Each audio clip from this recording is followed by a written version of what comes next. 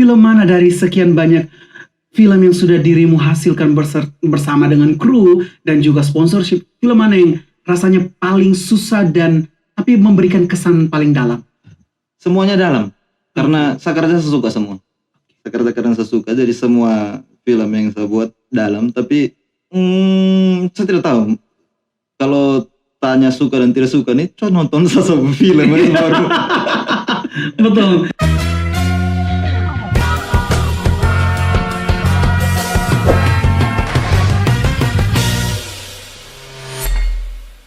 Oh, halo guys, hello everyone, welcome back to Toto Lari Podcast. Podcastnya anak hitsnya NTT, with me tentunya Dope Papa, bukan Bunga Gala-Gala. Pada kesempatan kali ini kami kedatangan tamu spesial guest kami, anak muda yang sangat kreatif. Banyak hal yang sudah dihasilkan dari pemikiran yang luar biasa. Dia menjadi salah satu sutradara dalam beberapa festival film, khususnya dalam Kabupaten Belu. Jadi dengan bangga kami perkenalkan Emil. Halo. Oke, gimana kabarnya? Kabar baik. Baik sekali ya. Kelihatan segar sekali. Asli. Tapi kacamatanya tuh membuat silau, karena biasanya kacamata tuh kan penuh banyak cerita ya. Asli. Biasanya orang dewasa. Kalau sampai pakai kacamata hancur. Tembus pandang tidak? Sonda bisa lihat. Rasa pengennya tembus pandang itu, tapi ya tidak apa-apa. Oke, Mil. Terima kasih sudah datang di tempat ini. Kita akan share to care. Gini, sebagai seorang, kita bisa katakan konten kreator juga kan dirimu. Yeah. Karena sekarang dirimu lebih berfokus pada game. Game dan menjadikan platform Facebook sebagai salah satu wadah untuk menyalurkan passionmu dalam dunia apa ya itu disebut dengan dunia game atau sejenis apa? Kalau dari Emil sendiri tuh gimana? Kalau dari saya sendiri, dunia yang penting enak. Oh, yang penting enak ya? Iya, seperti Toto Lari kan? Asli. Gimana? Aktivitas terakhir ini Emil ngapain saja? Aktivitas terakhir, kalau yang tadi sebelum datang, mandi dulu baru datang. Oh, pastilah. Kalau akhir-akhir ini sering sibuk untuk buat streaming. Live streaming. Okay. Jadi live streaming game. Karena suka main game. Jadi saya live streaming game dan pokoknya main game, orang nonton, kalau orang suka langsung like, terus dan yang lain-lain. Dan lain-lain ya. Ya, ada lain-lainnya tuh bisa inbox lah atau messenger lah. Gini, Emil punya platform Facebook dengan tujuan menyalurkan hobimu sebagai seorang gamers. Adakah tujuan lain di balik itu? Benefit ya pastilah, tapi adakah hal-hal lain yang mendorong dirimu sehingga menjadikan game ini sebagai salah satu passion? Jadi semua itu berawal dari prinsip ya. Kalau saya prinsip harus tetap produktivitas, produktif. Hidup produktif. Jadi apapun yang saya lakukan harus membawa hal yang baik dan membawa hal yang baik dan positif bagi orang-orang yang menonton, dan juga harus menghasilkan. Oke. Kayak bisa dikatakan influencer? Saya tidak tahu ya, maksudnya orang-orang beranggapan seperti apa. Jadi saya lepas saja ya. Yang mau menilai seperti apa ya, nilai saja seperti itu. Intinya saya buat apa yang saya suka. Oke. Biarkan membias ya, supaya nanti orang lain yang memberikan penilaian, tapi tetap kita yang menjalankannya. Well, dari Facebook, benefit apa, terbesar apa yang dirimu dapatkan? Selain penyaluran dari passionmu?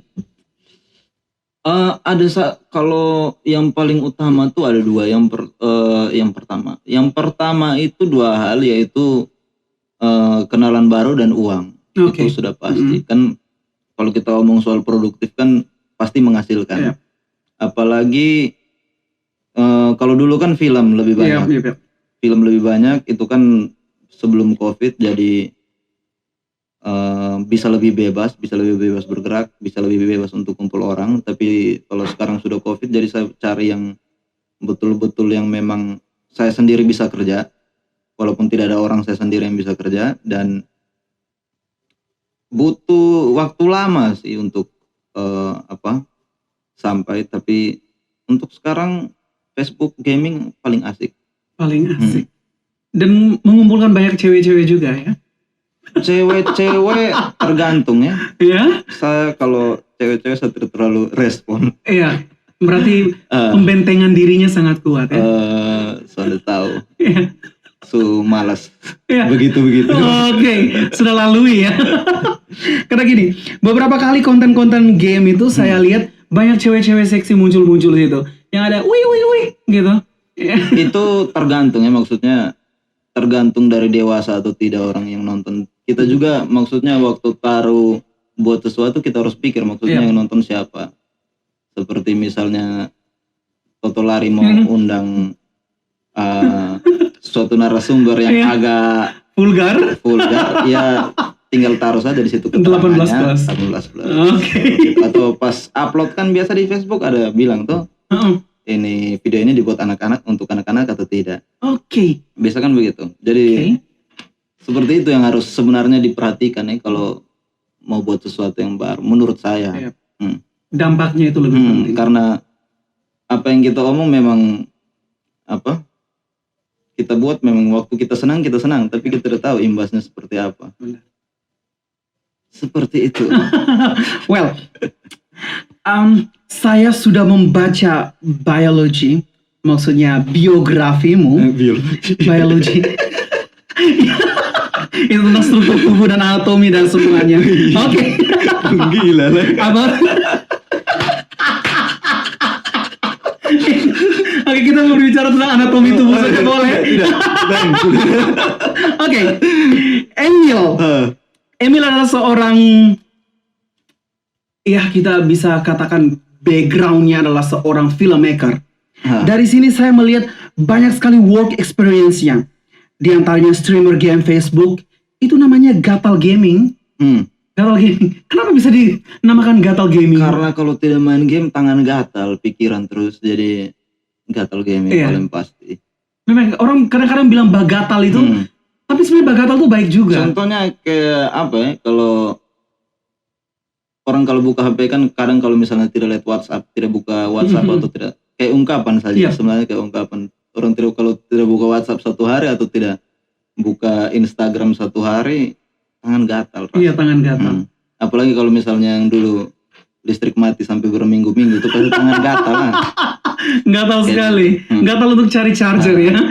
Listrik di mana? Tempat mana yang punya itu kami akan muncul di sana. Well, 2020 sebagai sutradara film Mesan Festival Kementerian Pariwisata dan Ekonomi Kreatif.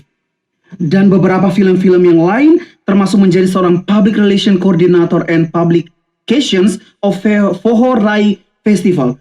Dari sekian banyak film ini sebenarnya maksudnya diwadahi oleh pemerintah ataukah personal dirimu made this video atau konten seperti itu?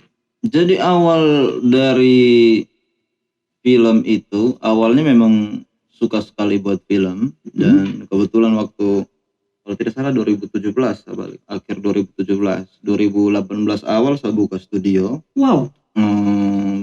Awal-awal paling banyak kerja tentang video-video seperti pernikahan dan yang lain-lain. Tapi waktu kerja video pernikahan saya ini pendapat pribadi saya rasa kayak kurang cocok di situ. Baik dari segi semangat kerja dan yang lain-lain kurang cocok. Jadi perlahan-lahan pindah ke bagian proyek. Jadi proyek-proyek kayak misalnya dari Pemda dan yang lain-lain itu saya terima. Terus lama-lama ke festival karena kalau dari festival sendiri karena rindu dengan budaya sih. Maksudnya dulu saya waktu di Jawa camp kuliah di Surabaya tuh orang Surabaya omong sonde pakai bahasa Indonesia dong, ngomong pakai bahasa daerah. Jadi sama sonde mau harus mengerti dan lancar juga. Waktu saya pulang kembali saya lebih lancar bahasa Jawa daripada. Wow. Habis itu kemana ya? Habis itu ketemu dengan manusia yang cocok selama 1 tahun ketemu dengan manusia yang cocok. Terus satu frekuensi. Ada beberapa orang satu frekuensi. Terus kebetulan waktu itu kami mendapat pelatihan dari siapa ya? Dari Indonesiana. Ada satu Oke. platform di situ nama Indonesiana dari Kementerian Pendidikan dan Kebudayaan, Dirjen Budaya itu dapat pelatihan sekitar 1 mingguan, nongkrong sama-sama. Setelah itu kami buat suatu festival yang namanya Festival Pohorai. Oke. Jadi kalau misalnya tidak tahu Festival Pohorai, kalau anak Atambua apalagi anak muda tidak tahu Festival Pohorai, keluar dari Atambua. Berarti saya juga harus keluar ya. Maaf sekali Tan. Keluar lah, lihat di Jawa sana, lihat Iya. orang cara dongker mana Iya. dong, ini baru datang lah, baru tahu. Begitu. Sekarang kita di sini kan masih egois toh. Iya benar. Ini karena terlalu banyak nonton Sinetron. film-film luar dan ini. Saya juga tidak mau ngomong tentang itu terlalu karena masing-masing perkembangan beda. Kempun zaman beda dengan zaman-zaman yang anak Iya. tahun 2000-an pasti lebih beda lah. Gini, tapi kita dihadapkan pada situasi di mana ya kita sebagai seorang anak muda dari Kabupaten Belu, tapi sekarang kan banyak sekali teknologi yang semakin canggih, baru, dan film-film semakin banyak yang atraktif. Entah itu dari berbagai genre horor kah, ada yang semi-semi juga. Kita dihadapkan pada situasi, nanti orang bilang kita terlalu etnosentrisme. Kita terlalu mengutamakan budaya kita, sehingga kita menutup kemungkinan dari tempat lain. Jadi kayak kita merasa Atambua yang paling luar biasa. Gimana menurut tanggapan dirimu? Apakah kita dihadapkan pada situasi begitu, ataukah apa yang harus kita lakukan? Sebenarnya tidak, malah sebaliknya. Mm-mm. Mungkin banyak yang beranggapan begitu, tapi itu mungkin cuma pikirannya saja menurut saya. Karena mau bilang kita menutup diri terus bilang Atambua yang terbaik juga tidak. Buktinya anak Atambua lebih banyak suka nonton film Korea. Iya. Ya iki Ada. Terus kira-kira ada kan anak muda yang jalan-jalan sedang menyanyi lagu Bete Ikundiak? Tidak ada tuh? Iya. Tidak ada tuh? Betul tuh? Jadi itu kayaknya kalau saya sangat suka dengan lagu-lagu Atambua. Di antaranya lagu Angslek Berek, Mane Kesasar, ada juga Manik Babulu. Itu saya sangat suka dengan lagu-lagu mereka. Zaman-zamannya waktu masih ada Belu TV sangat digaungkan yang lagu-lagu daerah itu sangat indah. Dan saya suka itu. Asli. Saya juga awalnya tidak suka karena jujur. Iya benar. Karena kita terlalu banyak tangkap dari luar, perkembangan terlalu cepat. Yang pertama dimulai dari TV terlalu cepat, apalagi sekarang internet. Jadi sebenarnya tantangan juga bagi kreator-kreator. Bagaimana caranya untuk maksimalkan kualitas sama dengan yang di luar. Benar. Sedangkan orang sudah terlalu terbiasa nonton yang di luar yang kualitas bagus. Saat kreator misalnya contohnya di tempat kita yang perkembangannya agak lambat, menurut saya. Iya benar. Dalam hal kreatif, menurut kreativitas. saya ini saat dihadapkan dengan begitu, mau tidak mau harus paksa diri untuk begitu. Sebenarnya apa yang salah? Apa yang salah dari pola kita sehingga kita cenderung sangat gimana ya, introvert ya, atau terlalu tidak mau untuk keluar dan menghasilkan sesuatu yang lebih? Ataukah memang kita cukup sampai ya cukup ini hari dapat 20.000 cukup lah? Tidak tahu, masing-masing orang beda-beda. Ada yang mungkin jalan terus pasrah, sudah jalan di tengah jalan terus pasrah, ada yang jalan terus, ada yang terus di tengah jalan terus dapat jalan lain. Jadi proses yang ada menurut saya tidak ada yang salah. Jadi yang salah tuh tipu orang, itu yang salah. Tapi biasanya kita kalau kembali lagi, kalau misalnya anak mudanya tidak kreatif, ujung-ujungnya dipersalahkanlah pemerintah. Apakah dirimu setuju bahwa pemerintah harus andil juga dalam hal menumbuh kembangkan kreativitas dari anak-anak muda di Kabupaten Belu? Ini pertanyaan rumit sekali. Banyak faktor ya. Yang pertama mungkin karena menurut saya ini agak bahaya kalau tidak apa-apa, abaikanlah. Kita tidak dalam struktur pemerintahan, jadi kita aman. Tidak, takutnya ada yang nonton. Nanti di cancel beberapa proyek. Tidak. Saya tidak tergantung. Saya mencoba untuk tidak tergantung dengan itu ya, maksudnya mau Tidak apapun terikat. itu harus Independen. sabun jalan. Iya. Maksudnya kalau ada kolaborasi ya terbuka, Iya. kalau tidak ada saya akan cari jalan lain. Terlalu banyak. Tapi kalau untuk soal yang tadi, pertanyaan yang tadi misalnya apa? Mendukung dan tidak mendukung. Iya, benar. Mungkin masing-masing harus lihat diri sendiri. Kayak anak muda banyak yang bilang kreatif tapi mereka tidak sadar kalau mereka terlalu egois. Ada yang bilang kreatif, contohnya saya coba buat analogi saja nanti.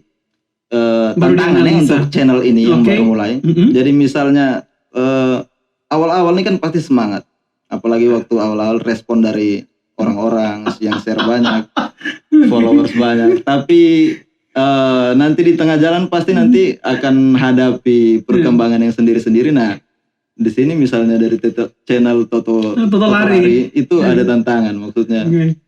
Baik, kalau sendiri itu semangat diri sendiri, kontrol diri sendiri. Tapi kalau banyak pikiran, banyak kepala itu jadi suatu tantangan. Jadi kalau mau bilang jawab untuk mendukung tidak mendukung, sebaiknya dari diri sendiri saja, maksudnya berusaha, tunjukkan begitu bukti.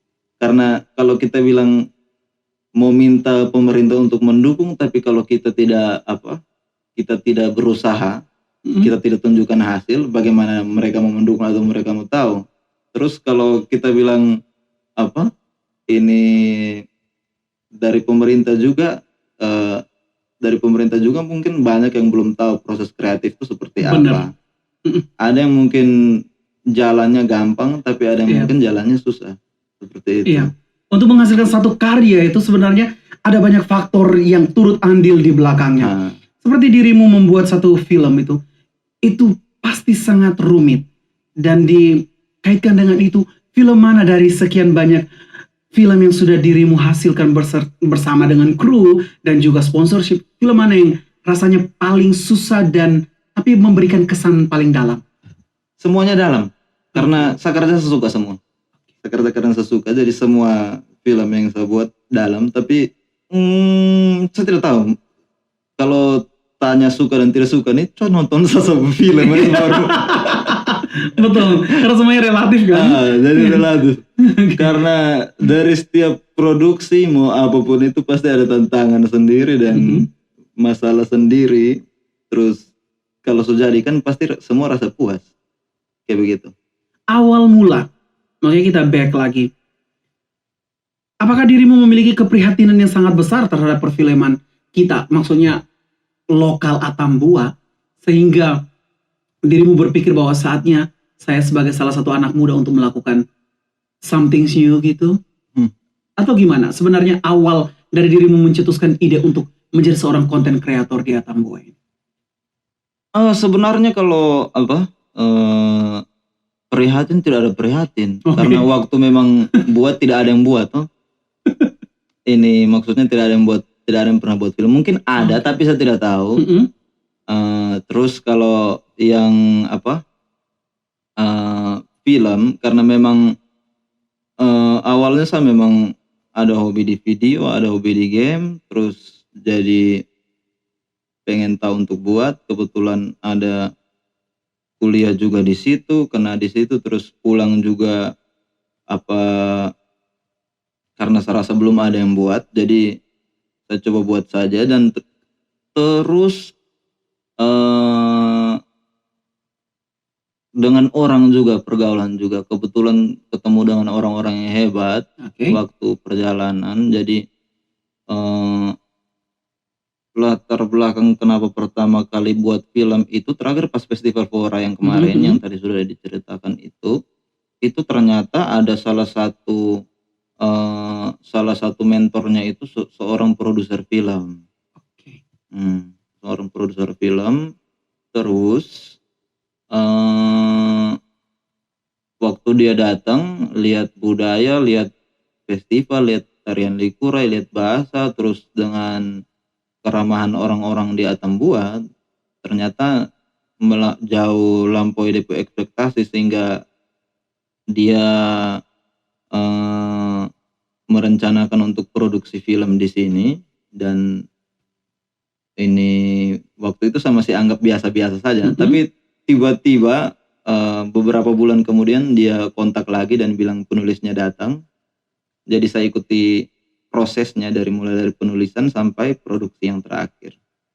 Jadi mulai dari situ saya belajar, maksudnya dari yang saya pelajari, maksudnya produksi film yang benar seperti ini. Tapi ini bukan berarti yang lain tidak benar. Tidak benar ya. Maksudnya dari yang saya pelajari produksi film yang benar seperti ini, maksudnya standar yang menurut saya seperti ini, seperti misalnya film kalau mau menceritakan sesuatu harus ada sebab, ada akibat. Mau buat apa, ada sebab, ada akibat.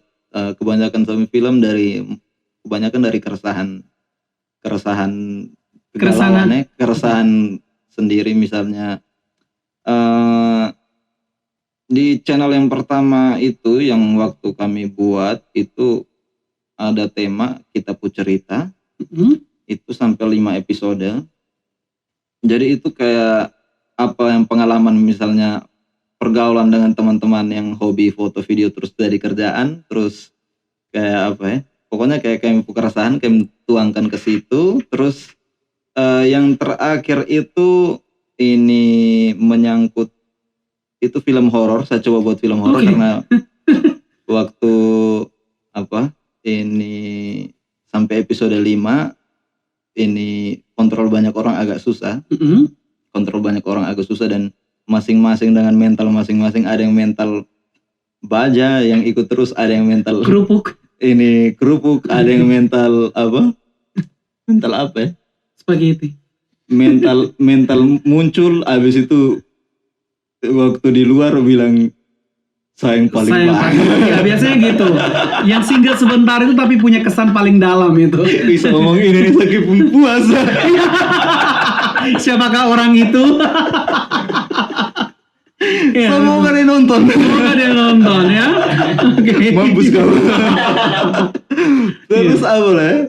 Jadi semua tuh yang butuh proses. Dulu saya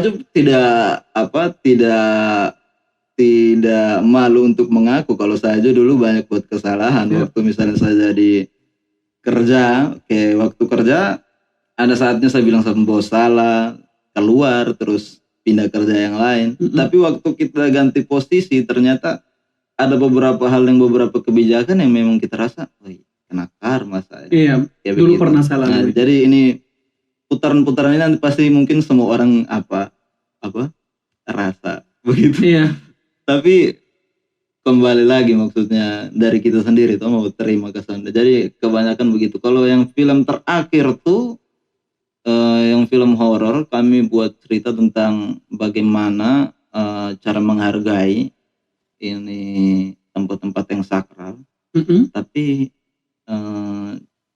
ini kami buat dengan cara pokoknya film horor. Itu nanti kalau penasaran nonton.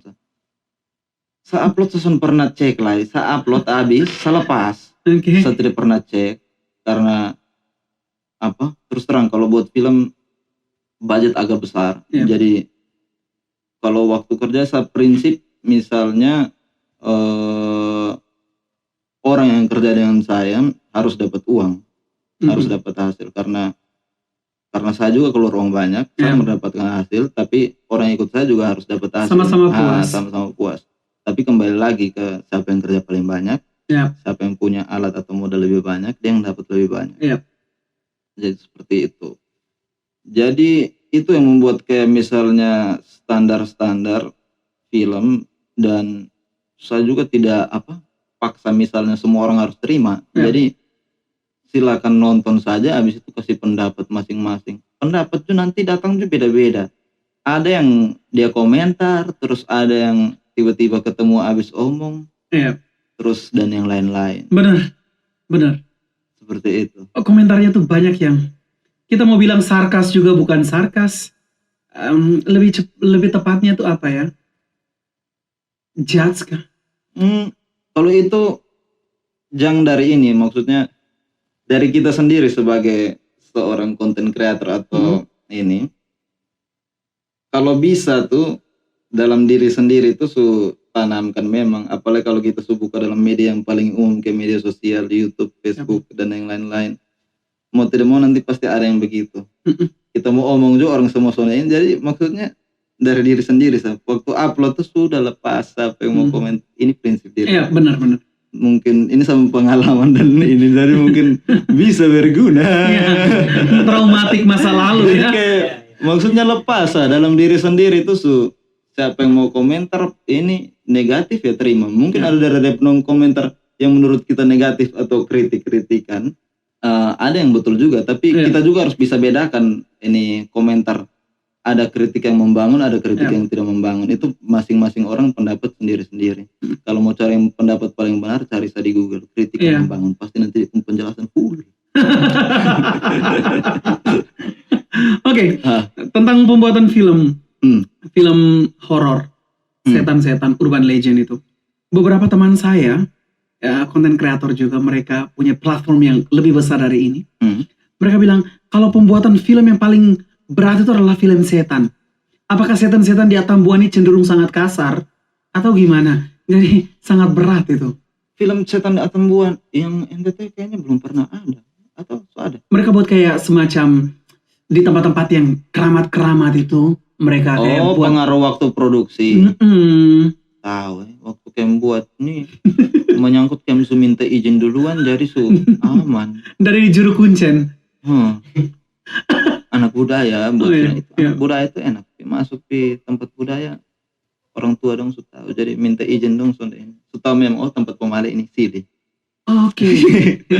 Yang penting jangan maki sembarang, buang air sembarang. Itu ada kaitan juga di film. Kalau penasaran nonton saja. Oke. Untuk keseluruhan jawabannya jangan lupa nonton. Filmnya apa? Judulnya apa itu? Foto Lulik. Cari saya dan tidak dapat. Ya itu dulu saya kecil saya suka nonton film Nyi Pele itu kayak Karo Numpama Bencana Iblis Suri Nikit itu ada ritual-ritualnya dan saya sangat suka. Oke, dari film-film yang sudah dihasilkan, benefit terbesar yang dirimu dapatkan. Kita langsung open saya supaya seluruh masyarakat Atambua apalagi anak-anak muda yang sedang pusing bilang daripada kami lanu baik polisi KR. Jadi benefit terbesar itu kan semacam kayak pemacu, kayak pendorong supaya kemudian mereka juga berpikir, wah ini bukan sekedar barang main-main. Pengalaman. Karena kalau kita coba tidak akan dapat pengalaman. Benefit paling besar ya. Kalau uang, semua orang butuh uang. Itu utama, tapi kalau mulai awal mending pengalaman. Jadi pengalaman dulu, baru uang. Meskipun semuanya butuh uang. Luar biasa. Kira-kira pesan terbesar yang ingin dirimu share kepada anak-anak muda di Atambua sebagai seorang konten kreator di film dan juga di game, apa sebenarnya yang ingin dirimu share supaya anak-anak Atambua mereka terlepas dari paradigma bahwa kita ya cukup sampai segini-segini saja. Jadi egois. Sama prinsip sama buat sesuatu saya jalan, kalau mau sama-sama ikut saya dari belakang. Kalau tidak mau jangan halangi sapu jalan. Jadi jangan halangi, sama maju. Tapi apakah dirimu tidak khawatir nanti dibilang individualistik? Tidak. Tidak, karena kita pun lingkungan bukan lingkungan yang kompetitif. Oke. Kita pun lingkungan bukan lingkungan yang kompetitif. Banyak sekali orang yang kerja di tengah jalan terus mengalah, kerja di tengah jalan terus lari, terus ini hari kita duduk sama-sama, besok nanti bisa masalah yang lain. Banyak sekali, dan makanya yang saya bilang egois dalam hal positif ya. Jadi saya selalu egois dengan satu karya yang saya mau buat, dan kalau mau jalan sama-sama mari ikut, kalau tidak jangan halangi, kita mau jalan. Begitu. Mai ita kair liman bemalu hori dari ita kan rai velu. Ya kan? Well, terima kasih banyak untuk ketersediaan waktunya. Kami sangat bersyukur dan banyak sekali inspirasi, banyak sekali knowledge yang kita dapatkan pada kesempatan kali ini. Sukses buat seluruh proyekmu. Semoga kemudian saya bisa dijadikan salah satu aktor atau pemain film. Ya, figuran juga nggak apa-apa lah. Jadi pohon beringin atau gimana. Saya lompat dari pohon-pohon juga bisa. Sekali lagi thank you so much, God bless you. Kita akan bertemu lagi di lain kesempatan. Thank you.